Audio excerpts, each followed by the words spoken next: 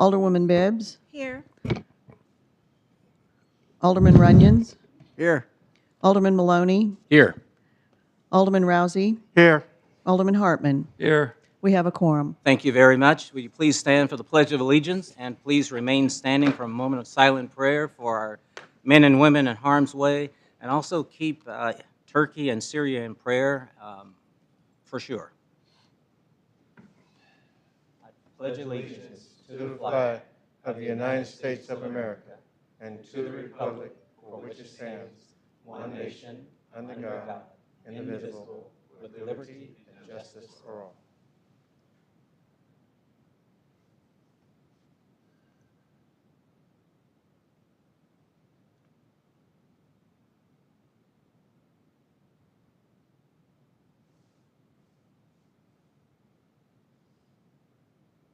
Thank you very, very much. The next item on the agenda is the approval of the agenda. Is there a motion? Mayor, Alderman Randolph. I make a motion to approve tonight's agenda as printed. Thank you very much. Is there a second? Mayor, Alderman Rousey. I'll second the motion. Thank you. Any discussion? Hearing none, all in favor? Aye. Any opposed? So tonight's agenda has been approved. The next item is the approval of the minutes from the regular session, January the 24th, 2023. Is there a motion? Mr. Mayor, Alderman Maloney. make a motion that we approve the minutes of January 24th, 2023 as printed and presented. Thank you very much. Is there a second? Mayor, Alderman Randolph. I'll second. Thank you. Any discussion? Hearing none, all in favor? Aye. Any opposed? So the regular session minutes from January the 24th, 2023 have been approved. The next area is awards, presentation, organizational business, and we have a reappointment. So is there a motion for the reappointment? Mr. Mayor, Alderman Maloney. make a motion to reappoint Mr. Anthony Gonzalez to a 5-year term that expires January 21st, 2028 to the Construction Code Appeals Board. Thank you. Is there a second? Mayor, Alderwoman Bibbs. I second the motion. Thank you. It's been moved and second. Any discussion? Hearing none. All in favor? Aye. Any opposed? So we will make the appointment when he comes in. So thank you very much. Next item is public comment. It is 7:02, so I declare public comment open. Anyone would like to address the Board of Aldermen for anything other than the public hearings that we currently have coming up next? Please step up to the mic and state your name and address and sign in with the city clerk. I see no one presenting themselves. At 7:03, I declare public comment closed. The first public hearing we have is zoning text amendment regarding the sign specification chart. And I see Dave moving up.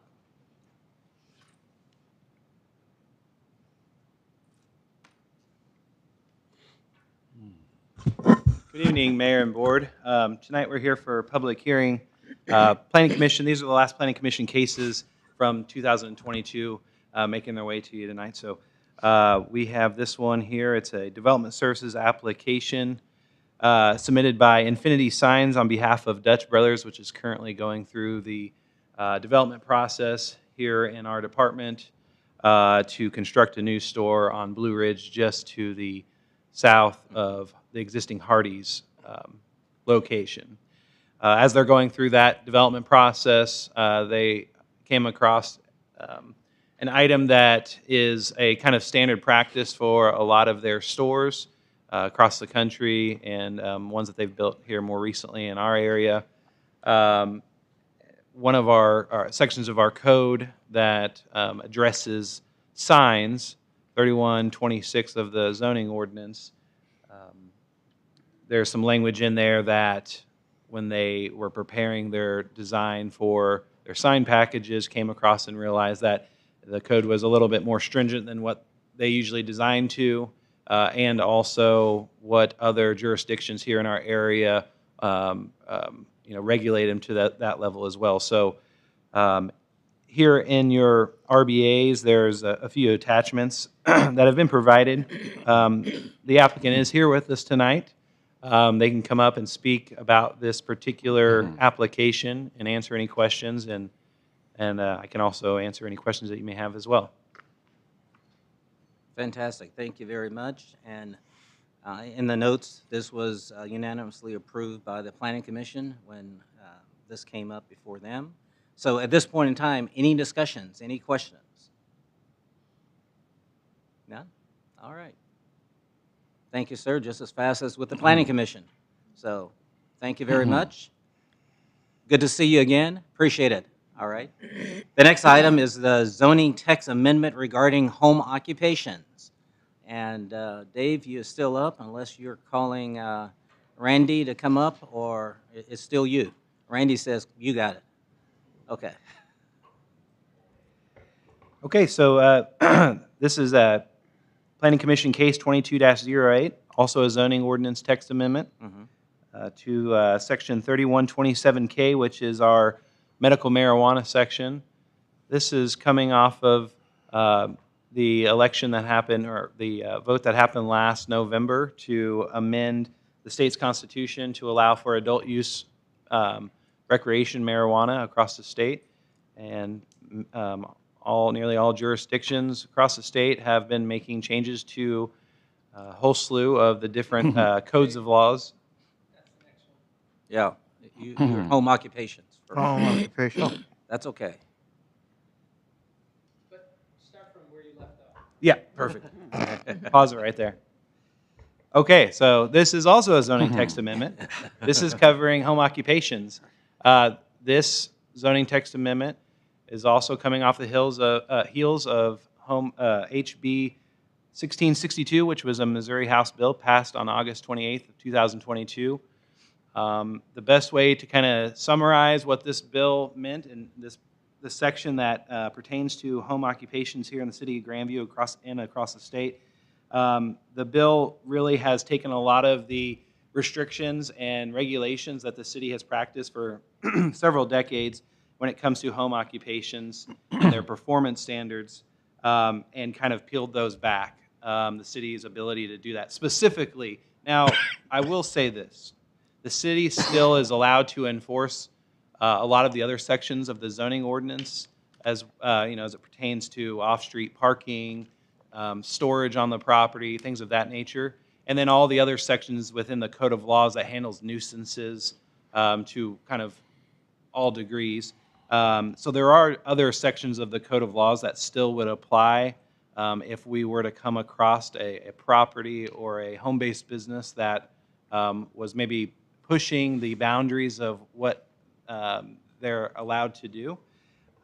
So we still have some ability to make enforcement there if need be. It's just that the particular section of home occupations in the zoning ordinance is being kind of retooled and shortened to make sure that we comply with the House bill that was passed last fall. So if you have any questions, feel free to ask, and I'd be happy to respond. Good. Let's start on the left side. Any questions you have regarding home occupations text? No, sir. Yes. Yeah, I got several. I really didn't like this bill to start with. It's something that it's been in the works for several years. But what about lawn care facilities, construction companies? They're all running, every time you turn around. In fact, there's two in my neighborhood right now that are running a construction company or a lawn care service out of their home. They're not advertising, but you can see the equipment. In fact, the one 3 doors down from me, it's a construction company.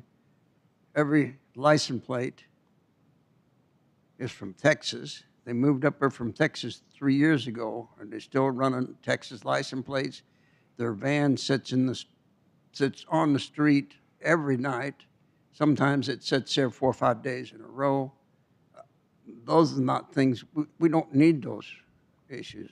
What can we do? So, people that work for a company, or maybe they own a company, they'd be able to still bring their work vehicles home. So maybe it's a van that has the advertising of the business on it. That is possible, that they could do that. When we're looking at what this House Bill 1662 has left us with, a business could operate from a home. It can operate within the four walls of a home. It can operate within an accessory building on the property. And they're allowed to operate there as long as the business that's happening can't be seen from the street.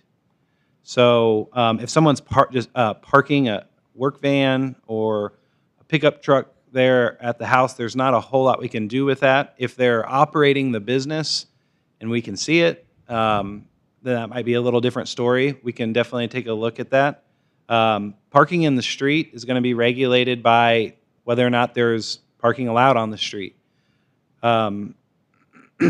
So we probably will just need to look specifically at the situation going on over in the neighborhood to see if they're possibly in any sort of violation. Yeah, and I understand about service trucks and with names. This particular one has no names on it except the Texas license plates. And I don't know why we haven't, if you live in Texas, you got 2 months to have your license changed or they're going to tow your car away. That's I know that for a fact. But here, I don't know why we're missing it. Why, a police officer, somebody come up and down the street, couldn't see that and ticket it, tow it. I don't care. Do you know how long, if you were to guess how long the Texas plates have been there at the property? Has it been a few years, or is it Probably been, 3 years since they Okay. started renovating the house. I see. Uh, I just asked because You probably have I can give you the address, but yeah. because they tried to do all the remodel and then you guys caught them. I see. Yeah.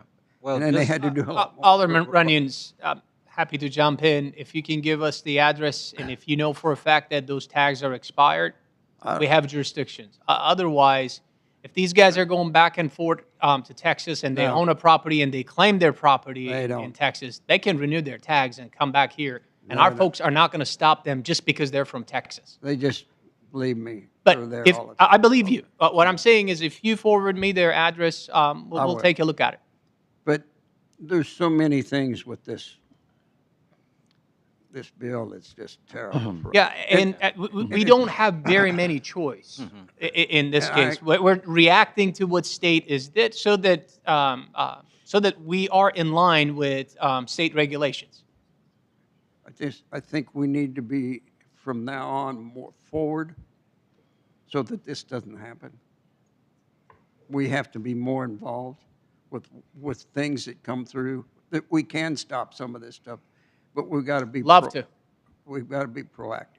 Yeah, love to. As a matter of fact, as you know, we'll be in Jeff City, and you'll have that platform to discuss with the legislators on 21st and 22nd about our feelings on some of these nonsense. We don't disagree. That's it. Anything you have? No, sir. On this side, any questions you have on home business? This is something that the state has chosen to send our way, and you're right. If you look at the changes, Dave, that you've submitted, and that's up on the screen, you're right. It has truly streamlined the home-based business process and section. So it's not much more we can do there. So I appreciate it. Thank you, sir, for giving us the bad news. No problem. And again, this is public hearing. Does anyone out in the audience want to comment on public hearing for home-based business? If not, let's go straight to another interesting one. And we declare the public hearing open for the next one, and that's dealing with the zoning text regarding recreational adult use of marijuana. That's correct. So rewind back where we were a few moments ago. So we're making these changes based off of the vote that happened on November 8th. We're wanting to make sure that our code is compliant with the state constitution with Amendment 3.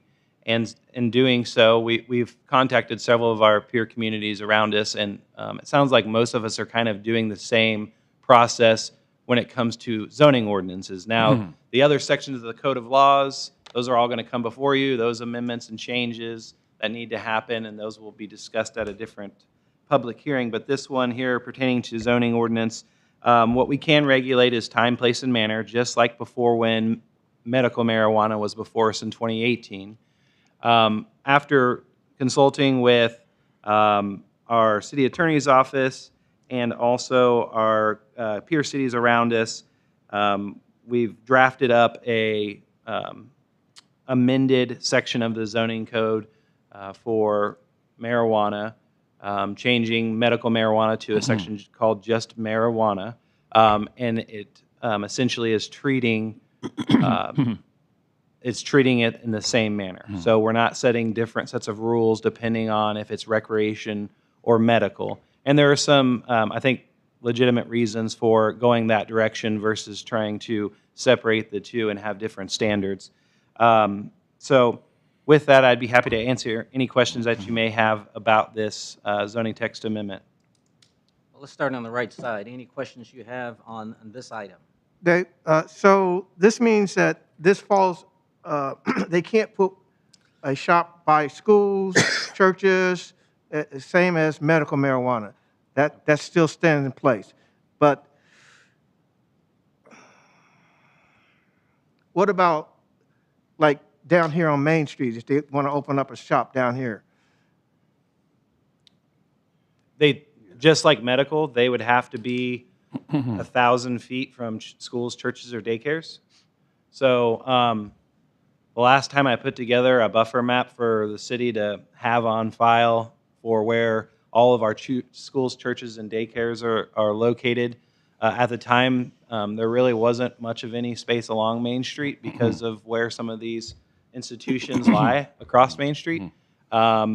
There's very little remaining space in the city other than kind of on the north end of Blue Ridge. So outside of that, there's not a whole lot of other places currently, unless a school, church, or daycare were to close down and kind of open up that area for a potential dispensary to locate within. But it follows the same exact rules. We're not actually changing any of the rules. We're just changing the terminology in there.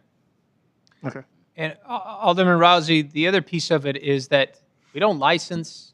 I mean, we license the business license, but they need to get a license, which are very limited at the state level. So they need to go through the state's ringer to be able to be licensed, to be able to open in a specific location, and they're very particular. How many licenses go into X mile versus the radius? So there are many steps to get there. And I will add that as part of the dispensaries or any of the businesses, no matter if it's a growing facility out in one of our industrial districts, they, as part of their submission packets, for their license, they do engage the city to receive a zoning approval letter that it meets all of our zoning regulations in terms of its location and what we do regulate here locally. So we provide that to them if they are within all those distance requirements or outside of those distance requirements, and at that time they can supply that as part of their application. So, Any other questions on this side? Mayor, just one question, Dave. On the hours of operation, it says on the interior premises, they can only be open 10 to 8, but like the drive-through facility down here, that can be open 24/7. Is that right? yep. Yeah, we amended that last year, I think, at some point. Just for You guys that, made or an exception for that for- one. For that? Yeah. And that's they're all. using it. Oh, too. I know. They're using it. Any No questions, doubt. sir? No, I'm fine. On this side, any questions or comments? Okay, yes. Along with Dan's, the 24-hour, that was for medical marijuana. That was what we agreed upon. This kind of changes when we've struck all the medical marijuana out of this system, and we're going to, the reason so that people could pick up their prescription for medical marijuana 24 hours a day. Now we're going to keep that open. I think we're running into, what about the liquor store across the street? They're going to want the same thing. That's a good point. Well, It is, and I think we need to close that. Yeah, that's a I good think we point. need to close the 24 hours and keep to the regular hours, or we're going to open ourselves up for a big headache. It's a good point. Well, Alderman Onions Wheat, that same discussion was brought up when we voted on this, Yeah. and they said that was going to happen, and the board still voted for it. I did. I know, neither Yeah. did I, Yeah. but I mean, that was the conversation that we but knew this now's was the- going to happen. Now's the time to correct it. So, Well, I don't know about correcting, but it is drive-through, and nothing is open other than the drive-through, and that was the discussion we had, and that was the discussion that the owners had as well, that just strictly drive-through, no patrons inside after hours. It's just drive-through. But it was for prescription refills. This is not a prescription, there's no prescriptions anymore. Well, I will say that at the state level, the medical still exists. People will still have their medical cards, so there are still people in the community that would still be able to go and purchase using their medical card. So that, It doesn't change. No. yeah, I mean, I think. it's just it kind of adds a layer of complexity to it than just being able to shut it back down. I think guess we're you'd say. opening ourselves up for a lot of, it's something we can fix. So here's what I'm going to suggest to the group. I understand that we have our own feelings and opinions about where we are with regards to this constitutional amendment. I'll have city attorney look into it to see if the state laws, technically constitutional amendment, allows any kind of separation of those two products. Then we'll move accordingly. State might say, no, you can't do it, and our hands are tied at that point.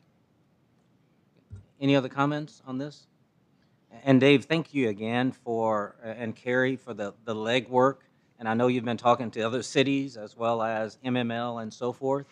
And everybody is tweaking, trying to go down these paths. And I know that other cities that actually have drive-through are 24/7. That's exactly what they're doing as well.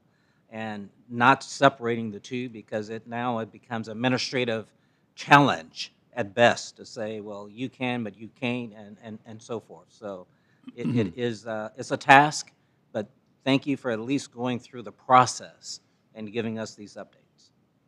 Again, this is a public hearing. Anyone in the audience would like to address the American marijuana item on the agenda?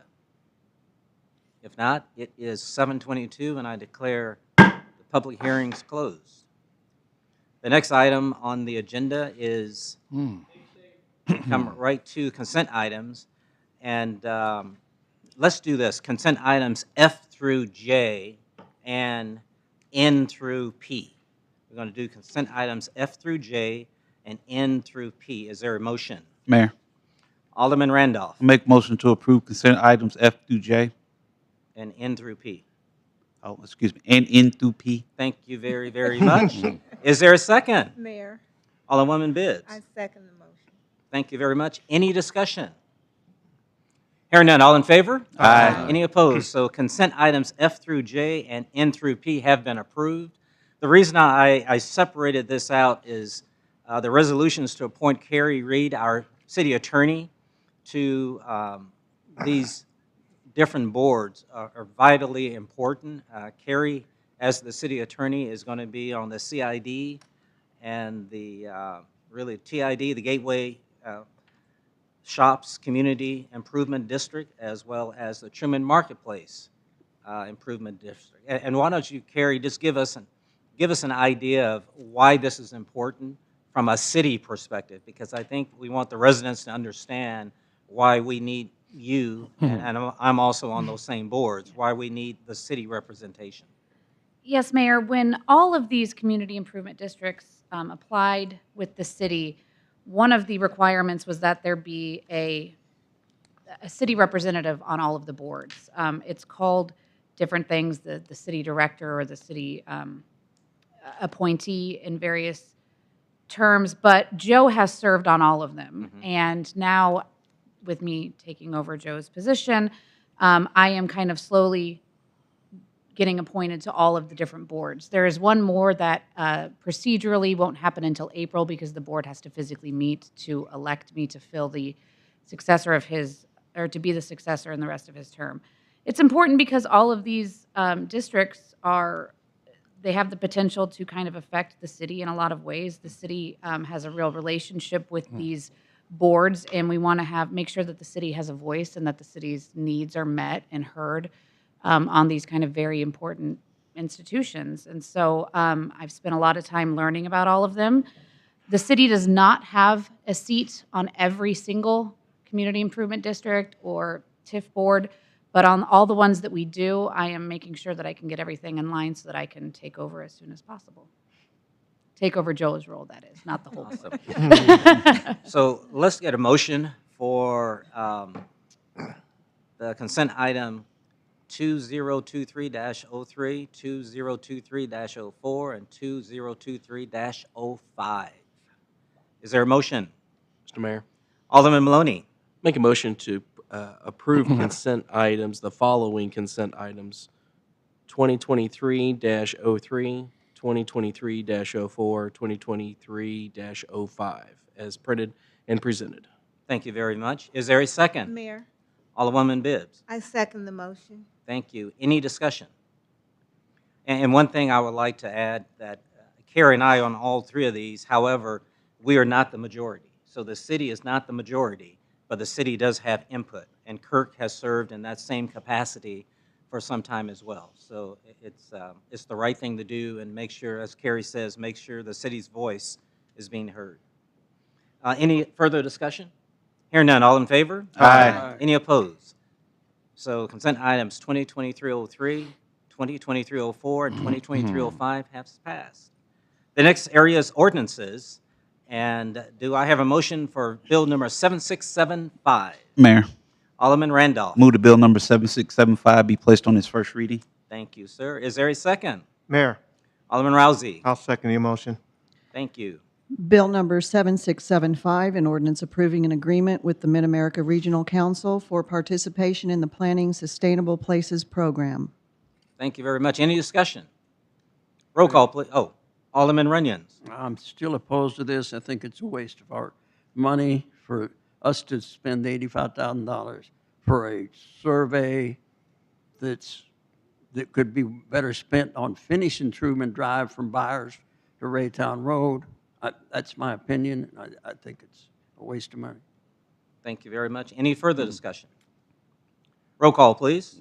Alderman Randolph. Aye. Alderman Rousey. Aye. Alderman Hartman. Nay. Alderman Runyons. No. Alderman Maloney. Aye. Alderwoman Bibbs. Aye. Motion for second reading.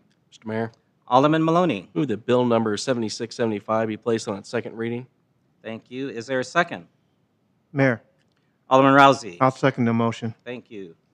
Bill number 7675, an ordinance approving agreement with Mid-America Regional Council for participation in the Planning Sustainable Places Program. Got further discussion? And I would just like to add, just so everybody's on the same page out here in the audience, that typically we need to do studies to be able to gather the money and to be awarded the money. So based on those studies, that determines what your score is, and based on the score determines whether you get the funding. And sometimes this $35,000 could turn into $350,000, depending on what the item is. So I think that's pretty important. Any further discussion? Roll call, please. Alderman Maloney. Aye. Alderman Rousey. Aye. Alderwoman Bibbs. Aye. Alderman Randolph. Aye. Alderman Hartman. Nay. Alderman Runyons. No. Motion for final passage. Mayor, Alderwoman Bibbs. I move that bill number 7675 be placed on its final passage and said bill be enacted. Thank you. Is there a second? Mayor, Alderman Rousey. I'll second the motion. Alderwoman Bibbs. Aye. Alderman Rousey. Aye. Alderman Hartman. Nay. Alderman Runyons. No. Alderman Maloney. Aye. Alderman Randolph. Aye. Ordinance number 7417. So bill number 7675 has passed. Now is ordinance 7417. The next item is other business. Let's turn to my left. Any other business you have on the left? Yes. I had one small thing for Jamal and Doug there. The pedestrian crossing on Main Street there that has the raised refuge spot on that, are we going to paint the curb around it so it kind of stands out from the road a little bit. Is that possible to do? I didn't know if there's any regulations with anything with the street. I know there's regulations about everything, so I just didn't know if it's possible to paint the curb so it kind of stands out a little bit more. Yeah, I'll let the engineer answer that specific question. There's not a requirement to paint the curb. We can paint the curb. It's just cities have got away from painting curbs just because it's kind of high, difficult maintenance. But yeah, it was part of that was taken out following the Chiefs Super Bowl win Sunday night. So we'll, as we put it back together, we'll look at some ways to make that a little bit more visible. It could be additional signing. We could add some reflectors to the nose of those curbs, but something to get them to stand out a little bit more. And you're right, even the nose, just kind of that oncoming part. There Correct. wouldn't have to be the entire, thing to it. But I noticed the cones, but I was coming up in the rain, I was looking at the cones that were in the middle of it, and it was one of those, I was kind of zeroed in on that, and I was like, oh, I almost hit the thing just because I don't know, I'm a bad driver. I don't know what it is, but still, I was like, you should paint the thing. Okay. So, thank you, Doug. Yeah, I think if Anything- the Chiefs would have lost, it could have been a different story. That's right. Anything else? And Yes. Don't leave, Doug. I noticed this late this afternoon and this evening when the storm drain at Mercington and Jackson at Mercington. I've never seen this before, but there's a lot of debris around it. You know, Can you Ever repeat the address? You said it's Mercington, Jackson Avenue and Mercington. Mercington. It's a Mercington's. There was just an enormous amount of debris, and I've never ever seen that before. It's been So if we raining get a since heavy the early rain, hours. I don't know where this stuff come from, but Yeah. it was even out in Well, the street. We'll take a We'll look. clean it out. Yeah, we'll take a look at it. Good call. Anyone else? No, Any- sir. On the right side, anything? Yes. Any? Since we're celebrating Black History Month, I'd like to share a little history about Mr. Charles Drew. Mr. Drew was born 1904, and his demise was 1950. As a student of Columbia University, Charles Drew focused his research on techniques for separating and preserving blood. His thesis earned him the first medical doctorate bestowed on an African American at that institution.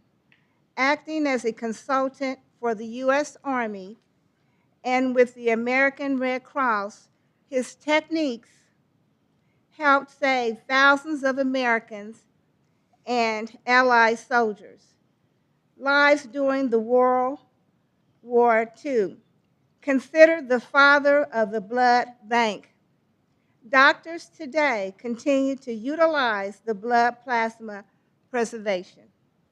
Thank you very much. Appreciate I it. did not know that. Mhm. Anything else on this side?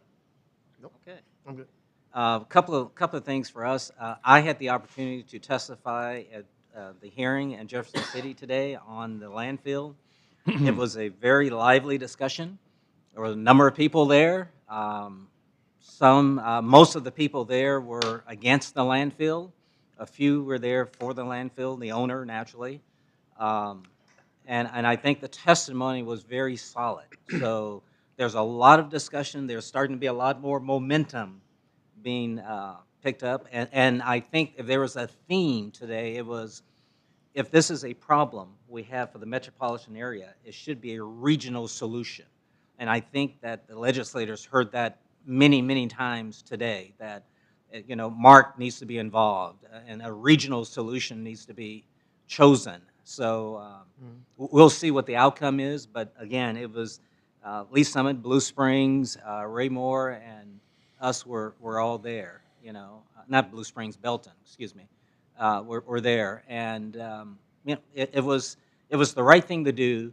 And I was afraid they were going to keep moving the hearing different days, and they didn't. So we were grateful, for Valentine's Day, we had the hearing and we moved forward. So don't know what committee is going to get it, but we shall see what happens. So, yes. Along with that, I listened to most of it. It was very informative and to the point. And I think some of our neighbors to the far east, they realized, and they've got these same problems. So I think we're going to get the support from them. There might be a few amendments, but the biggest thing, if you talk to any legislators, we need this to be a standalone bill to go right on through. We don't want it to be added or amended. It's the best thing it can be standalone. And MML was there to help support us. And I think we're heading in the right direction. We'll see what comes out of this, but at least our voices are being heard. So I think that's important. And again, don't forget Citizens Academy, March 16th. That's when it starts. So we need to, get in touch with people, let them know now's the time to sign in. I don't know how many we have yet, but I know that we're getting the word out that Citizens Academy is coming up. And State of the City is March 13th, and Mackenzie is going to be contacting you to see if you're going to be available to come. Staff, anything you guys have for us? Mayor, two updates. One is there was a question from the couple of meetings ago about what is Kansas City doing with regards to the landfill. They had the first reading of a resolution, and it passed 10-1, if I'm not mistaken. Correct. And it is forwarded to a committee. But this doesn't necessarily mean that it passed. There will be several more readings and conversations and what have you. It seems like between the mayor and the city manager and 10 of the elected officials, they're supporting not to have this landfill on 150 Highway. The other update or reminder I have for you guys is there won't be a meeting next week. Majority of the elected officials are going to be in Jeff City at an MML meeting, and we have series of meetings with the legislators and the staffers from state government. Thank you very much. It is now 7:37. Is there a motion for adjournment? Mayor, Alderwoman Bibbs. so moved. Thank you very much. Is there a second? Mayor, Alderman Hartman. second that. Thank you. Any discussion? Hearing none. All in favor? Aye. Any opposed? So we are officially adjourned at 7:37, and we will start our